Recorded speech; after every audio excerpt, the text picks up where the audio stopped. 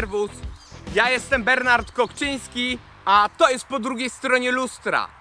Pamiętacie Państwo pierwszy odcinek z Wymysłowa Francuskiego? Dziś jestem nieopodal, w lesie Pobłociszewskich, na terenie starego niemieckiego cmentarza ewangelickiego. Odcinek ten jest wyjątkowy, ponieważ jest częścią większej akcji, w ramach której dzięki zaangażowaniu pacjentów ośrodka Monar w Łodzi udało nam się przeprowadzić sprzątanie tego miejsca. Cała akcja odbyła się pod patronatem wójta gminy Pabianice. Czemu na cmentarzach sadzono dęby i bluszcze? Kto spoczywa na tym cmentarzu? I dlaczego akurat to miejsce wybraliśmy jako cel naszej akcji? O tym wszystkim już teraz. Serdecznie zapraszam.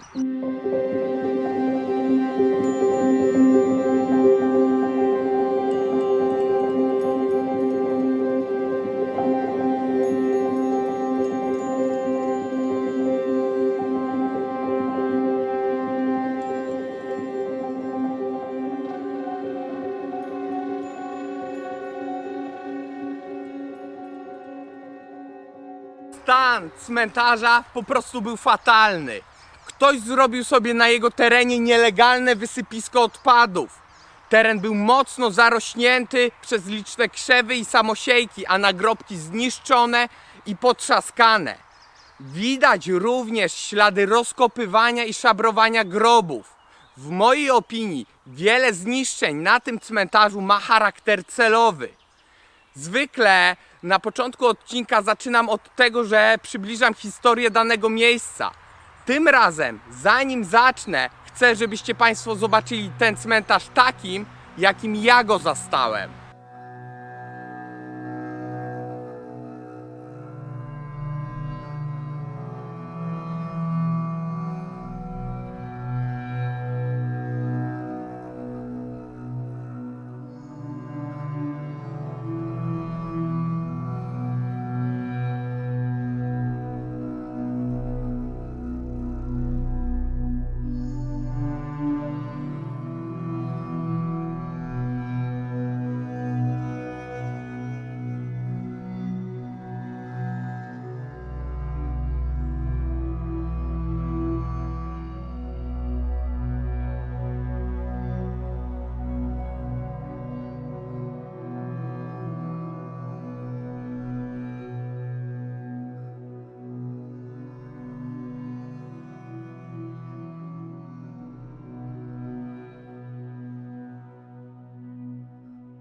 Las, na którego terenie znajduje się cmentarz, jest nazywany Lasem Pobłociszewskich.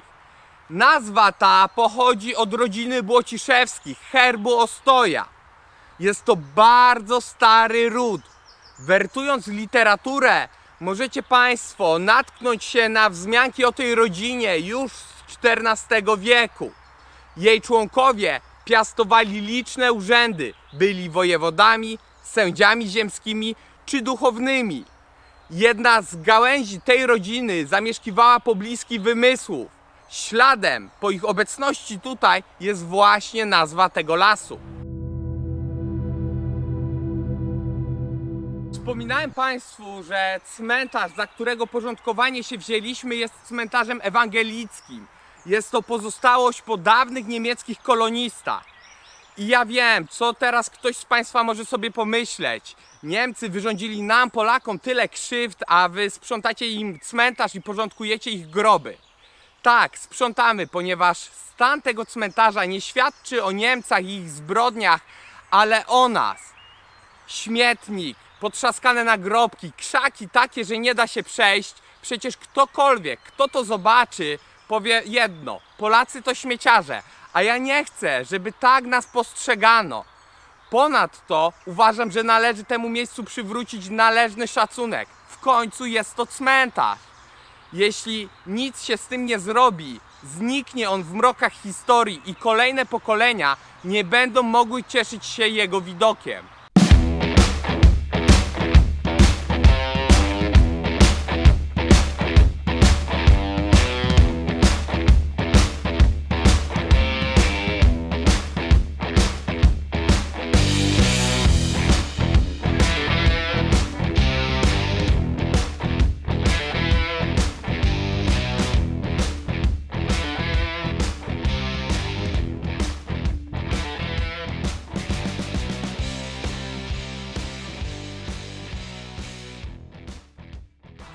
literatury cmentarz ten został założony w połowie XIX wieku.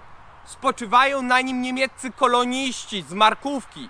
Niemiecka nazwa tej miejscowości to Hochweiler.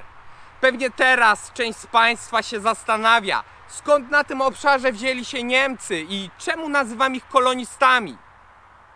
Hochweiler, a dziś Markówka, to osada utworzona w ramach kolonizacji fryderycjańskiej. W literaturze znalazłem dwie daty założenia tej osady: 1799 rok i 1802. Podczas rozbiorów Polski prawie cały obszar obecnego województwa łódzkiego znalazł się pod panowaniem Prus i wszedł w skład nowo utworzonej prowincji Prus Południowych. Po zajęciu tych terenów zamiarem króla Fryderyka Wielkiego było zasiedlenie ich przez niemieckich kolonistów wyznania protestanckiego. Głównymi motywami tej kolonizacji były aspekty ekonomiczne, ale chodziło również o germanizację ziem polskich. Kolonie te miały bowiem przynosić dochody z podatków i podnieść poziom gospodarki nowej prowincji. W porównaniu z warunkami życia polskich chłopów, warunki życia niemieckich kolonistów były bardzo korzystne. Opłacali oni jedynie czynsz i nie ponosili żadnych kosztów feudalnych. Ziemie nadawane kolonistom przez pruską administrację pochodziły z sekularyzowanych dóbr kościelnych i królewszczyzny. Pierwotnie do Hochweiler przyjechało 12 rodzin. Niektóre źródła podają, że było to 12 migrantów, ale bardziej prawdopodobne wydaje się, że było to 12 rodzin. Niemcy ci pochodzili z prowincji reńskich oraz Wirtembergi. O utworzeniu kolonii w Markówce zdecydowało sąsiedztwo lasów, z których można było w dużej ilości pozyskać przydatne do budowy domów i gospodarstw drewno. Ze szczątkowych przekazów źródłowych wiadomo, że w 1803 roku sołtys prosił władze w Berlinie o pomoc z uwagi na klęskę głodu panującą wśród mieszkańców wsi. W warunkach braku wyraźnej reakcji znaczna część rodzin powróciła w rejony macierzyste. Ich miejsce zajmowała stopniowo polska ludność włościańska.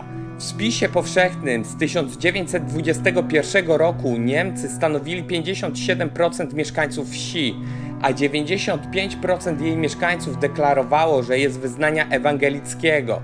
Zapewne wpływ miała na to szkoła znajdująca się w osadzie. Ponieważ w Markówce w połowie XIX wieku wybudowano drewnianą szkołę w celu kształcenia młodzieży ewangelickiej. Budynek ten pełnił również rolę domu modlitwy. W 1906 roku zastąpiono go budynkiem murowanym. Finalnie Niemcy opuścili teren Markówki po II wojnie światowej. Zostali oni wysiedleni. Poza zabudowaniami, które ostały się w samej osadzie, śladem po ich obecności tutaj jest właśnie ten cmentarz.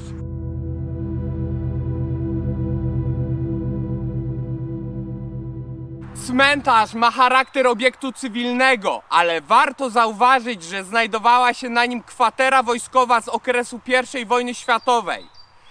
Kwatery już od wielu lat nie ma, a ciała żołnierzy zostały ekshumowane. W internecie na jednej ze stron możecie Państwo znaleźć zdjęcie podstawy tego pomnika z podpisem, że jest to najprawdopodobniej podstawa monumentu upamiętniającego pochowanych tu żołnierzy. Według mnie jest to błędna informacja, ponieważ jest to podstawa od monumentu, ale cywilnego. Do tego pręta przymocowana była kolumna, być może jakieś inne mocowanie dla epitafium. Być może na epitafium również znajdował się fragment psalmu. Gdzie zatem znajdowała się kwatera wojskowa? Nie wiem, ale mam swój typ. Wydaje mi się, że mogła znajdować się tutaj, na tym kopczyku, ponieważ widać na nim fragmenty podmurówki. Być może była tutaj jakaś tablica upamiętniająca pochowanych żołnierzy lub po prostu krzyż. Warto też zaznaczyć, że sam kopczyk znajduje się na uboczu od cmentarza. Aby finalnie stwierdzić, czy mam rację, należałoby przeprowadzić prace badawcze. Kiedyś ekshumacje nie były przeprowadzane tak skrupulatnie jak dzisiaj, zatem w ziemi mogą nadal znajdować się szczątki ludzkie, fragmenty umundurowania, jakieś guziki wojskowe lub klamry od pasków.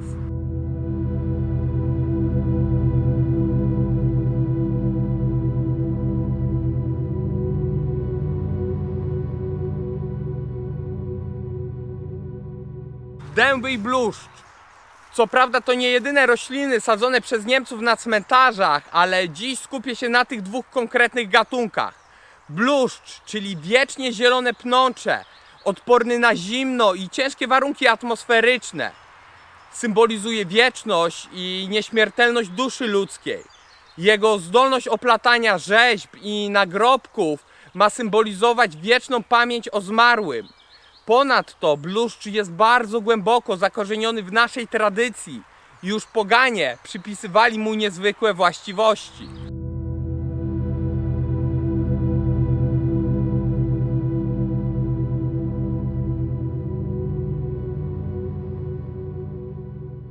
Dęby, symbol siły i potęgi ze względu na swoje rozmiary. Symbolizują również trwałość, ponieważ są drzewami długowiecznymi. Zawdzięczają to dobremu ukorzenieniu, dzięki czemu są trudne do przewrócenia przez wiatr. W mitologii greckiej Grecy utożsamiali dęby z Zeusem. Wiele innych wierzeń przedchrześcijańskich również nadawało dębom niezwykłe znaczenie. W kulturze germańskiej dąb również bardzo mocno się zakorzenił. Liście dębu zdobiły liczne pomniki, epitafia, mundury niemieckie, czapki oficerskie. Znalazły się nawet na najbardziej kultowym niemieckim odznaczeniu, jakim był Krzyż Żelazny. Warto to wiedzieć, odwiedzając takie miejsca jak ja dzisiaj, ponieważ roślinność sadzona na cmentarzach nie była przypadkowa.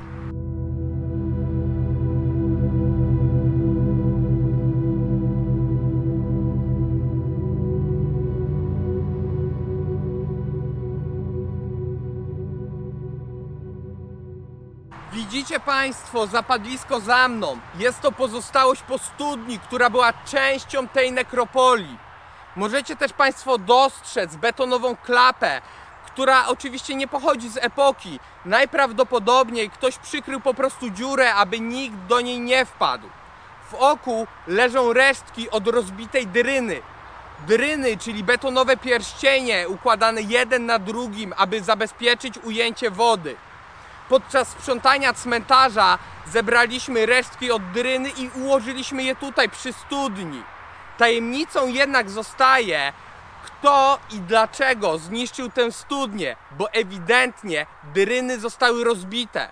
Zobaczcie Państwo sami, co znaleźliśmy w jej czeluściach.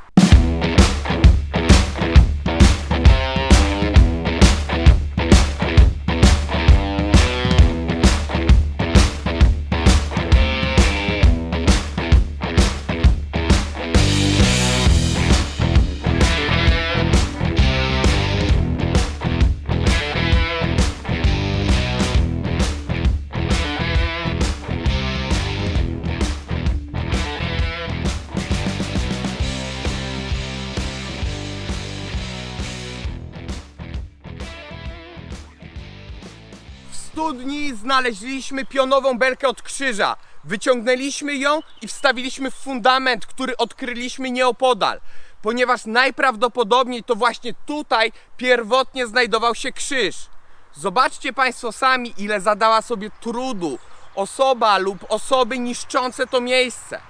Wejście do samej studni było o tyle uproszczone, że jest ona wyschnięta.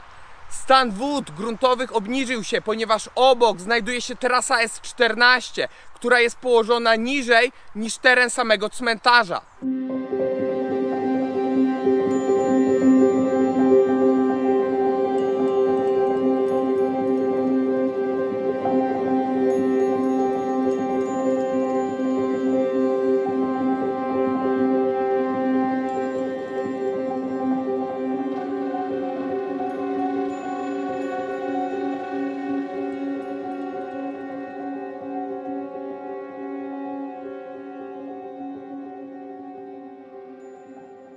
Pokażę Państwu pomnik z dobrze zachowanym psalmem. Na tym konkretnym nagrobku leżało powalone drzewo, które go przygniotło, dlatego je usunęliśmy.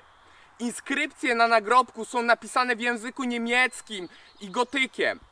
Generalnie ze względu na stan cmentarza trudno znaleźć nienaruszone pomniki. Dlatego mimo, że pracowaliśmy pełną parą, jeden dzień to za mało. Zatem zdecydowaliśmy się na ponowienie akcji sprzątania tego miejsca w dniu 16 lipca w sobotę. Jeśli Państwo macie takie życzenie, zapraszam do kontaktu. Zapraszamy wszystkich chętnych do wzięcia udziału w akcji. Pomniki będą jeszcze myte i czyszczone, a pozostała część cmentarza, która jest bardzo rozległa, będzie uporządkowana.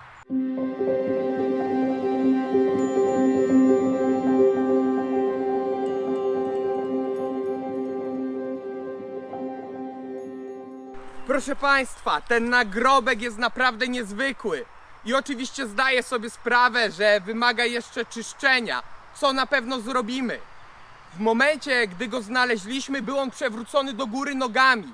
Najprawdopodobniej ktoś go przewrócił w celach szabrowniczych, żeby dostać się do wnętrza grobu. Przy zaangażowaniu całej społeczności Monar przywróciliśmy go na właściwe miejsce. Najprawdopodobniej tych inskrypcji nikt nie widział od wielu, wielu lat. Swoją drogą jest to niezwykle alegoryczny obraz. Ludzie skazani na ostracyzm przez swoje uzależnienie, decyzje, ale i też po części przez innych ludzi przywracają pamięć o zapomnianym cmentarzu niemieckim.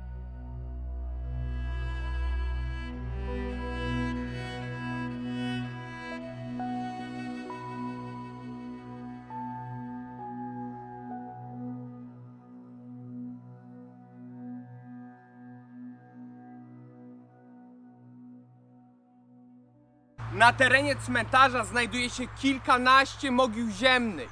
Przy dwóch z nich obecnie się znajduję. W porównaniu do innych części tego cmentarza groby te wydają się być zadbane. Już przed akcją sprzątania tego miejsca widać było ślady pielęgnacji ich. Być może jest ktoś, kto przechowuje pamięć o pochowanych tu osobach i porządkuje ich groby. Warto też dodać, że to, że widzimy obecnie tylko kilkanaście mogił ziemnych, nie oznacza, że ich tyle tutaj było. Groby systematycznie się zapadają. Krążąc po terenie cmentarza, natknąłem się na wiele mogił zapadniętych i zarośniętych chaszczami. Dziś trudno ustalić ich dokładną liczbę. W trakcie prowadzonych prac porządkowaliśmy wszystkie te mogiły i groby, na które się natknęliśmy.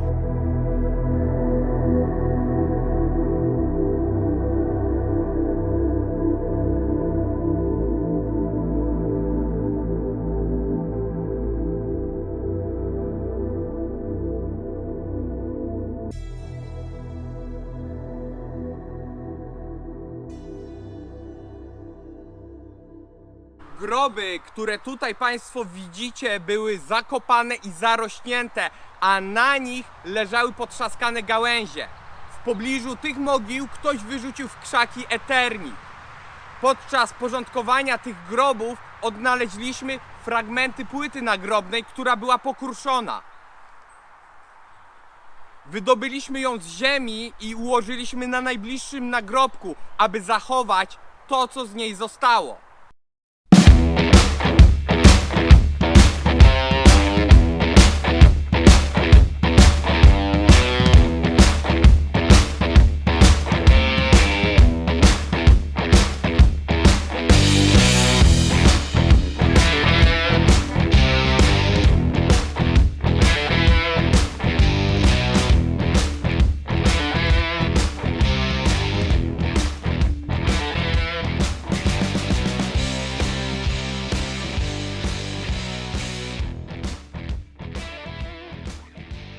Usłyszeliście Państwo historię tego miejsca i ludzi, którzy tu spoczywają.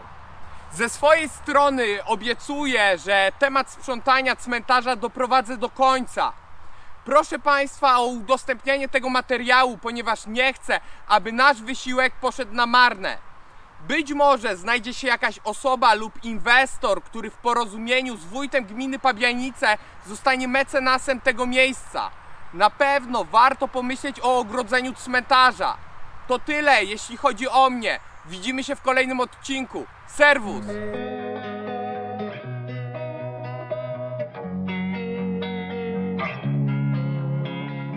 Losing time, I'm fading fast. I just wanna make it last. Try to let go of the past. I close my eyes, embrace the blast. Sleepless nights and headaches stack. Restlessness to hell and back. What's my purpose? What do I grab? A slippery surface, a heart attack.